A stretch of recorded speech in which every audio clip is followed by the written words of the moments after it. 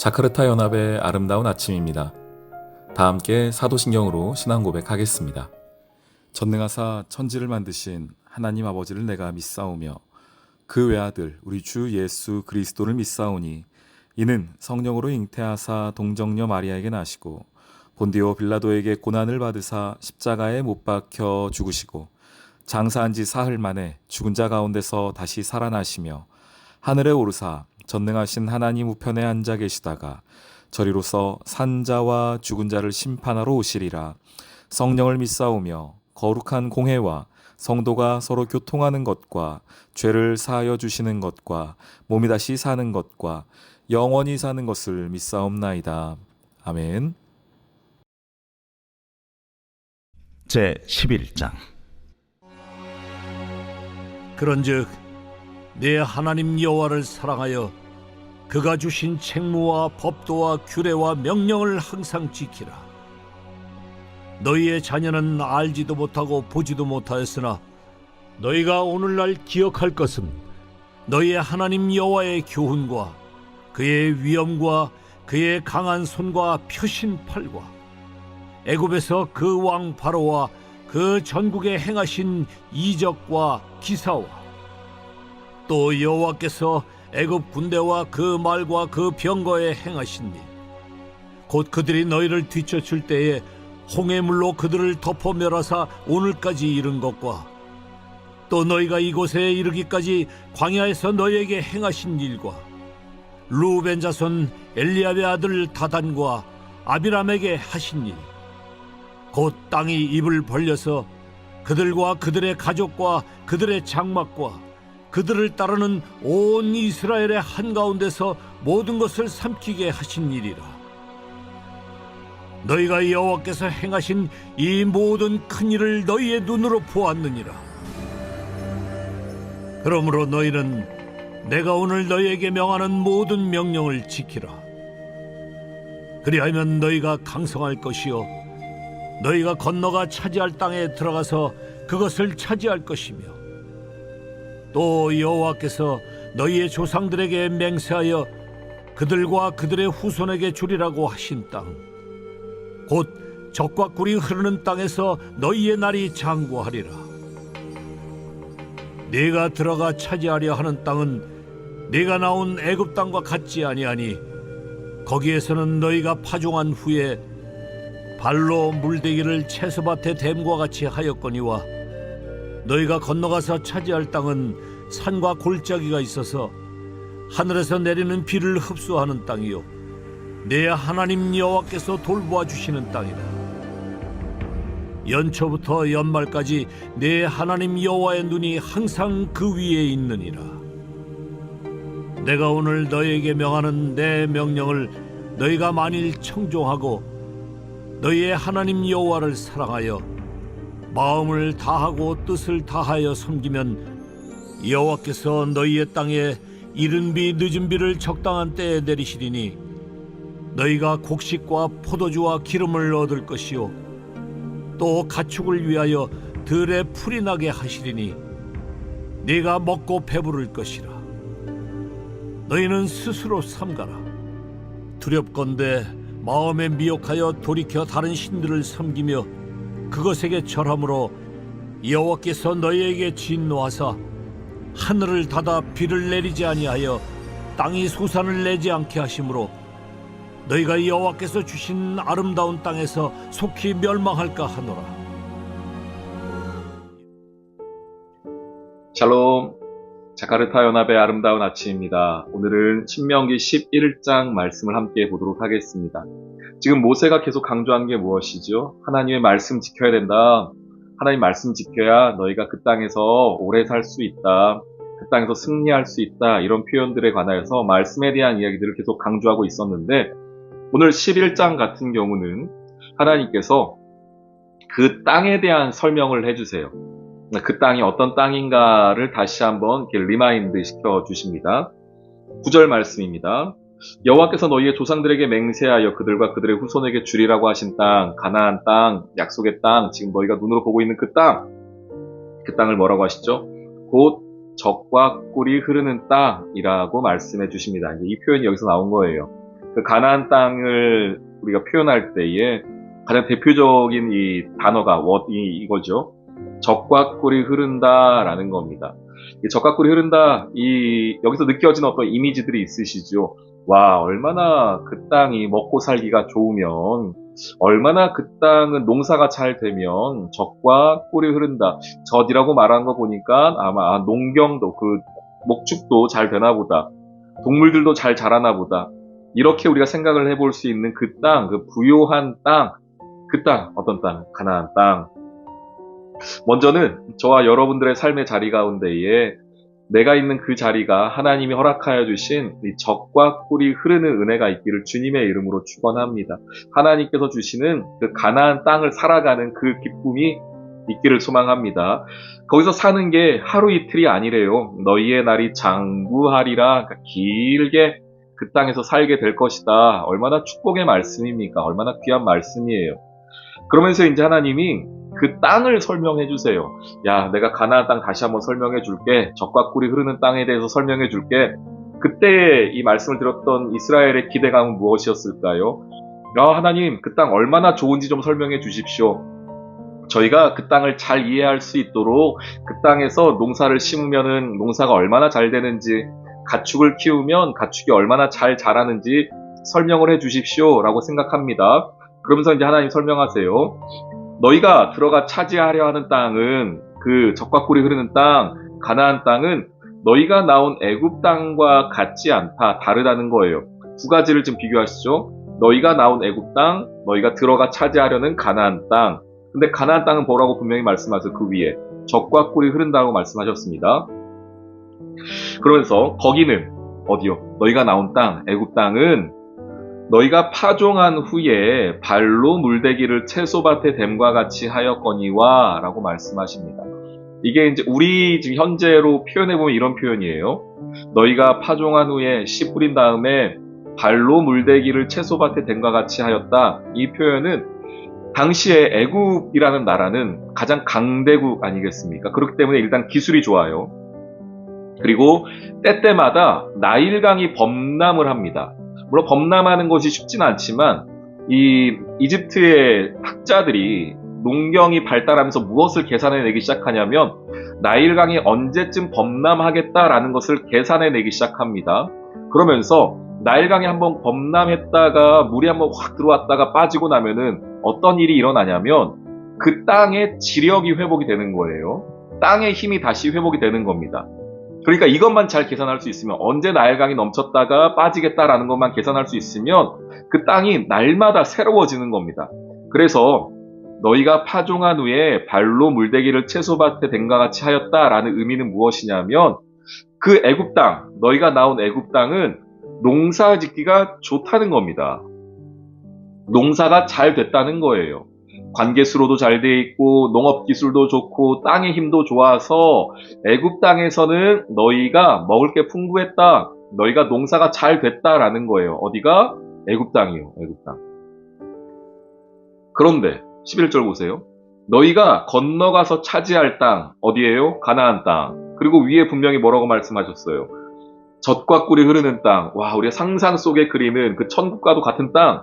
그런데 그 땅은 산과 골짜기랍니다. 여러분, 어디가 더 좋은 땅입니까? 때때마다 땅이 새롭게 되어지고 기술도 좋고 하는 애굽 땅입니까? 산과 골짜기가 있는 가나안 땅입니까? 어디가 더 농사 짓기가 좋겠습니까? 어디가 더 가축 키우기가 좋겠습니까? 당연하게도 애굽 땅입니다. 게다가 산과 골짜기가 있어서 하늘에서 내리는 비를 흡수해버리는 땅이어서 농사 같은 것을 짓기는 쉽지가 않습니다. 이상하죠? 하나님이 분명히 가나안 땅 들어가 살라고 말씀하셨는데, 그리고 분명히 거기 젖과 꿀이 흐른다라고 말씀하셨는데 왜 그 땅을 이렇게 말씀하실까요? 왜 그 땅이 더 안 좋습니까? 저는 오늘 이 말씀을 묵상하면서 알게 되는 것 하나가 있습니다. 그것은 무엇이냐면 성도는 어디에 사느냐가 중요하지 않습니다. 성도는 어떤 땅에 사느냐가 중요하지 않아요. 어떤 집에 사느냐, 어떤 일을 하느냐가 여러분 중요하지 않습니다. 우리의 관심은 그런 것 아닙니까? 하나님, 제가 이 직장입니까? 저 직장입니까? 우리 아이가 이 대학입니까? 저 대학입니까? 하나님, 저 한국입니까? 인도네시아입니까? 우리 이런 거 막 걱정하고 기도하지 않습니까? 그때에 여깁니까? 저깁니까? 라고 할 때의 어떤 기준은 무엇입니까? 하나님, 여기에서는 이 정도의 소출이 나오고 경제력이 바탕이 되고, 여긴 또 그렇지 않습니다. 나름대로 어떤 경제적인 것들이 또 아마 기준이 될 겁니다. 과연 하나님이 원하시는 건 그런 건가? 라는 거예요. 성도의 삶은, 하나님의 자녀들의 삶은 어디에 사느냐가 중요하지 않습니다.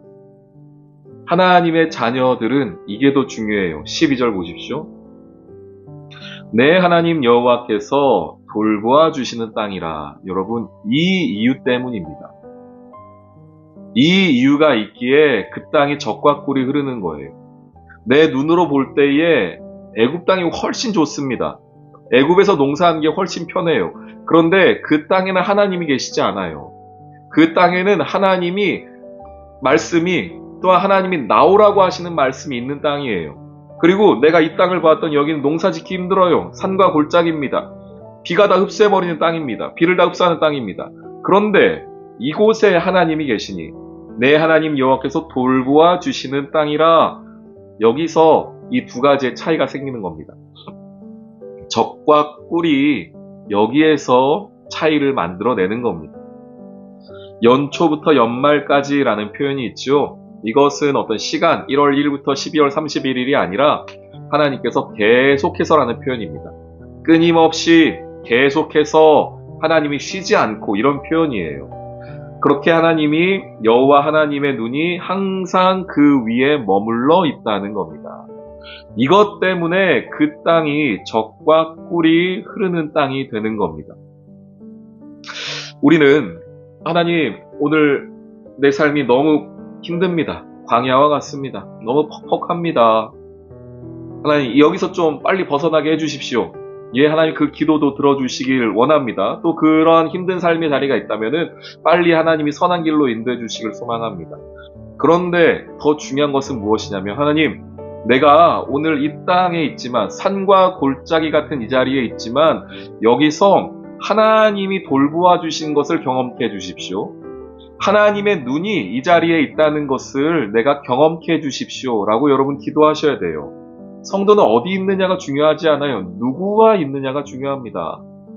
하나님하고 함께 동행하고 계십니까, 오늘? 오늘 이 하루 하나님과 함께 시작하셨나요? 그렇다면 그 자리가 산과 골짜기, 아니 광야라 할지라도 하나님이 그 성도의 삶을 신실하게 인도하실 겁니다. 그 증거가 무엇이냐? 14절 보세요. 여호와께서 너희의 땅에 이른 비, 늦은 비를 적당한 때에 내리게 하신다는 겁니다. 그 땅이 어떤 땅이었습니까? 물이 없는 땅이에요. 그 땅에서 물을 가지고, 내가 무언가를 물을 가지고서 농사하기 쉽지 않습니다. 그러니 하나님이 어떤 사인을 보내시는 거냐면, 이른 비와 늦은 비라는 것을 통하여서 적당한 때에 하나님의 은혜들을 깨닫게 하십니다. 저는 오늘 하루를 살아가는 여러분들에게 이른 비와 늦은 비 같은 그 적당한 때에 주시는 하나님의 은혜가 있으시길 주님의 이름으로 축원합니다. 성도의 삶에서 나의 타이밍과는 조금 다를 수 있어요. 내 생각과는 조금 다를 수 있으나 하나님 앞에 우리가 간구해야 될 것은, 하나님, 제 삶에 가장 적당한 때에 하나님의 은혜를 내려주십시오. 가장 적당한 때에 하나님 일해 주십시오. 라는 그 믿음의 고백일 줄 믿습니다. 오늘 이 하루 하나님이 돌보아 주시는 여러분 되길 소망하고요. 여호와의 눈이 그 위에 머무는 여러분의 삶이 되길 소망합니다. 또한 오늘이 늦은 비와 이른 비라고 말하는 적당한 때라고 말씀하시는 하나님의 그 은혜의 담비가 내리는 하루 되시길 주님의 이름으로 축원합니다. 아멘. 오늘의 기도. 오늘도 나의 삶을 지켜 보호하며 빛나는 눈으로 살펴보시는 하나님의 은혜에 감사합니다. 비록 산과 골짜기가 있는 삶이지만 이곳에 하나님이 계시기에 이른 비와 늦은 비로 젖과 꿀이 흐르는 축복의 땅으로 바꾸어 주셔서 또한 감사합니다. 아무리 좋아 보여도 애굽 땅은 내가 나와야 하는 땅임을 잊지 않도록 주님, 날마다 저를 돌보아 주세요. 그 눈으로 제 삶을 지켜주세요. 예수님의 이름으로 기도합니다. 아멘.